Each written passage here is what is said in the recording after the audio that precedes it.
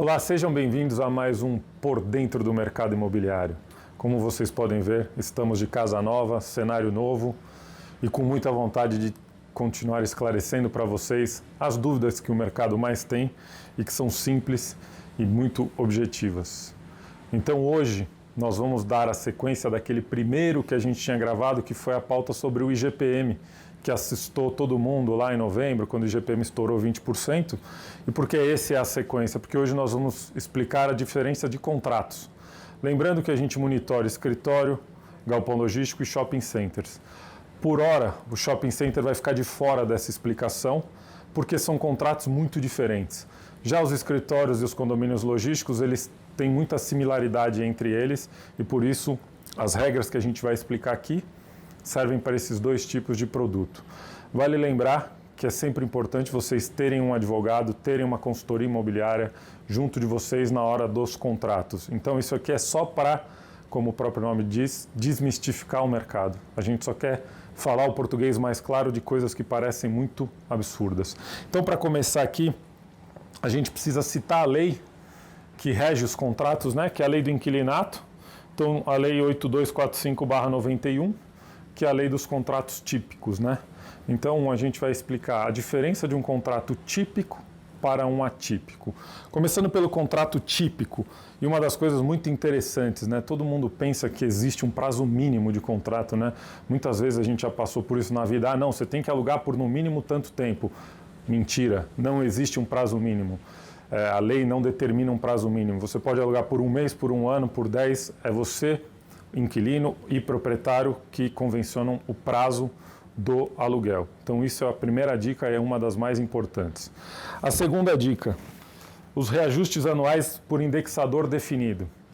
Então o indexador que por muito tempo foi utilizado, o IGPM, agora ele virou o patinho feio pelo salto que ele deu e por isso estamos aqui explicando os contratos. Ele é combinado no começo do jogo, ou seja, quando a gente vai fazer o contrato de locação, as partes convencionam qual vai ser o indexador. Então até o fim do ano passado, 2020, IGPM era automaticamente, não existia discussão. Hoje a gente já começa a ver os contratos com discussões, qual índice que a gente vai utilizar, vai ser o IPCA, vai ser o IGPM, então por hora o que a gente tem visto mais de praxe no mercado são os contratos indexados por IPCA, mas de novo é a regra combinada no começo do jogo. Depois uma outra particularidade desse contrato, revisão do valor principal no terceiro ano. Então, como é que funciona um contrato típico? Você assinou o seu contrato pelo prazo estabelecido. Quando chegar no terceiro ano, você vai rediscutir o contrato, a base do valor do contrato. Então, passou o primeiro ano, vai usar o indexador que foi determinado no aniversário do contrato, o contrato corrige. Segundo ano, corrige novamente pelo mesmo indexador. Chegou no terceiro ano, sentam as partes envolvidas, proprietário e inquilino, para ver se o contrato está muito fora de mercado, se o contrato vai continuar na mesma dinâmica. Então é a hora que as partes se sentam e revisam toda a parte do contrato. Isso é uma das particularidades do contrato típico. Depois a gente tem a multa se o inquilino devolver o imóvel antes. Normalmente a multa são 3 contratos, 3 aluguéis proporcionais. Então isso tudo está linkado ao prazo de contrato que vocês pré-determinaram lá no começo, quando a gente começou a explicação. Por que o mercado sempre convenciona, ou é muito comum a gente ver sempre contratos de 5 anos, né? Por que o meu advogado sempre me alerta para quando eu fechar um contrato, eu fechar esse contrato por 5 anos? E por uma simples razão. Quando você tem um contrato de 5 anos, você exerce no mínimo 3 anos a mesma atividade nesse endereço e você registrou esse contrato na matrícula, você foge de um risco que você tem como inquilino, de um artifício jurídico chamado denúncia vazia. A denúncia vazia é quando você não tem nenhum desses requisitos, né? Você precisa ter os 3, o proprietário pode chegar para você e falar: daqui a 30 dias eu quero o meu imóvel. E por que isso é um risco? Porque quando você muda para um escritório, você faz investimentos. Você coloca a divisória, você muda o piso, você muda a luminária, você põe móveis, você tem um investimento robusto. E para você não ficar à mercê da vontade do proprietário, juridicamente, o mais comum é a gente sempre alertar, ou nós somos sempre alertados pelos advogados que nos ajudam e nos aconselham a fechar contratos de no mínimo 5 anos. Então, Esse é o resumo para vocês de um contrato típico. Agora vamos entrar nos detalhes do contrato atípico. Contrato atípico, pelo próprio nome, ele não é típico, ele é diferente e tem suas particularidades. E quais são elas?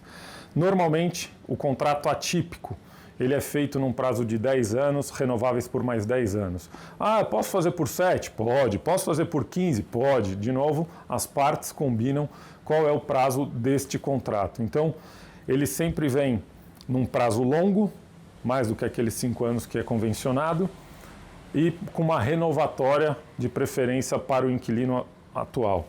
Depois, ele tem um reajuste anual por indexador definido, igual no contrato típico. E agora entra a grande diferença. O valor principal não tem revisional. Então, quando você faz um contrato de 10 anos, você está determinando naquele prazo tudo o que vai acontecer nos próximos 10 anos com o valor. E o valor é o mesmo, reajustado pelo índice definido. Então você não vai ter no terceiro ano reajuste de valor, você não vai sentar com o proprietário, o contrato ele segue as normas que foram combinadas. Então se você determinou o IGPM e o IGPM explodiu, você pode tentar alguma coisa com o proprietário, mas o contrato ele é atípico e ele se resolve por isso mesmo. Depois, a estrutura segue o mesmo padrão, ela não tem grandes diferenças. E qual é a multa, né? Que aí a grande sacada para um contrato atípico é a multa. Porque o contrato atípico ele é como se fosse uma locação garantida para o proprietário. E também uma locação garantida para o inquilino no sentido de que o inquilino ele vai usar daquele imóvel, se ele determinou que vai fazer um contrato atípico, ele vai ter uma segurança que ele vai ter aquele imóvel pelo prazo mínimo que ele combinou com o proprietário.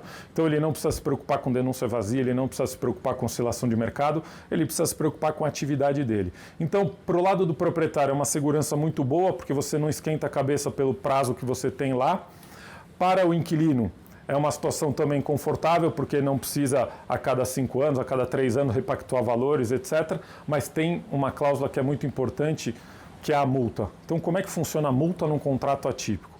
A multa o valor dela são os valores vincendos, ou seja, todos os valores. Se eu tenho um contrato de 10 anos e no 5º ano eu resolvo sair, eu trago os 5 anos restantes do contrato a valor presente e é o valor da multa. Então, por isso que é um contrato garantido. Você fechou um contrato de 10 anos. O proprietário vai ter aquela receita por 10 anos. Inquilino saindo ou não, 10 anos está garantido. Então, é muito importante, antes de tomar a decisão de um contrato atípico, ter a certeza do que está fazendo, porque é um comprometimento a longo prazo e que ele serve também como lastros. O proprietário pode antecipar o recebível, etc. E os contratos atípicos são muito utilizados no BTS, que é uma atividade que você faz, o Build to Suit, que é construir sob medida. Então você chega para o proprietário, encomenda a sua mercadoria, eu quero um prédio assim, eu quero assado, cozido, frito, eu fico com você por 10 anos, eu vou te pagar esse aluguel, e o proprietário vai conforme a necessidade do inquilino e não esquenta mais a cabeça. Então esses são os 2 tipos de contrato mais utilizados no mercado comercial. Para os contratos de shopping a gente vem mais tarde, outro dia, para gravar um específico para shopping centers. Espero que vocês tenham gostado. Inscrevam-se no nosso canal no YouTube, sila.com.br. Qualquer dúvida, entre em contato conosco através do contato@sila.com.br. Ficou dúvida? Tem alguma dúvida com algum termo, algum jargão do mercado? Entre em contato com a Sila que a gente vai te ajudar. Muito obrigado e até a próxima.